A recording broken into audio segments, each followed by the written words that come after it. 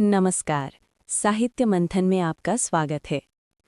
पन्ना धाय के बलिदान की कहानी इतिहास में अमर है। महाराणा सांगा स्वर्ग सिधार चुके थे। उस समय उनके पुत्र उदय सिंह की अवस्था 6 वर्ष ही थी। इसलिए शासन की बागडोर उदय सिंह के युवा होने तक पृथ्वीराज के औरस पुत्र बनवीर के हाथों में सौंप दी गई। बनवीर बहुत ही गुस्से वाला और अत्याचारी था। राज्य मिलने पर उसके मन में लालच आ गया। उसने सोचा कि मैं तभी तक राजा हूं जब तक उदय सिंह बड़ा नहीं होता। इसलिए वो उदय सिंह को अपने रास्ते से हटाकर स्वयं राज सिंहासन हथियाने के उपाय सोचने लगा। कुंवर उदय सिंह का पालन पोषण पन्ना धाय कर रही थी। वो बहुत स्वामी भक्त थी। उसे बनवीर की चाल का पता था। एक रात पन्ना धाय राजकुमार और अपने बेटे चंदन को सुला रही थी। उसे पता चला कि बनवीर उदय सिंह का वध करने के लिए आने वाला है। उसने अपने बेटे को चंदन को उदय सिंह के बिस्तर पर सुला दिया और उदय सिंह को पत्तलों के टोकरे में छिपाकर सेवक कीरत बारी के द्वारा सुरक्षित स्थान पर पहुंचाने का निश्चय किया।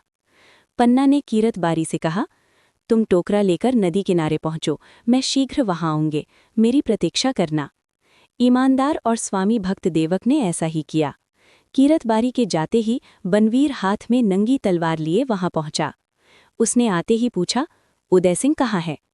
पन्ना धाई ने कलेजे पर पत्थर रखकर चंदन की ओर संकेत कर दिया। बनवीर उधर बढ़ गया और उसने अट्टहास करते हुए कहा, यही मेरे मार्ग का कांटा है, आज इसे हटाकर ही रहूंगा। बनवीर ने सोए हुए बालक पर तलवार का वार कर दिया। रक्त की धार फूट पड़ी। बनवीर रक्त से सनी हुई तलवार लिए चला गया।